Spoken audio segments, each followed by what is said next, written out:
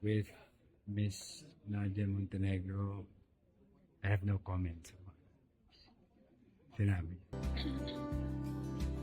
Nagbigay ng tugon si Baron Geisler sa mga panayam tungkol sa revelasyon ni Nadia Montenegro tungkol sa kanilang anak na si Sofia. Noong July 15, sa isang private screening ng pelikulang Moro, sumagot si Baron sa press, na patuloy na nagtatanong sa kanya tungkol sa kanyang saloobin sa mensahe ni Nadia sa kanya.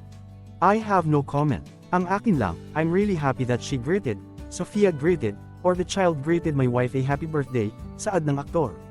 I would say na I'm very happy where I am right now. With Miss Nadia Montenegro, I have no comment, sa sinabi niya, dagdag pa ng aktor, kung matatandaan, inamin ni Nadia sa panayam ni Julius Babaw na hindi anak ng kanyang yumaong partner na si Boy Asistio ang bunsong si Sofia. Bagaman, hindi pinangalanan ng aktres kung sino ang tatay ng anak, mababatid na ang pinatamaan niya ay ang aktor na si Baron.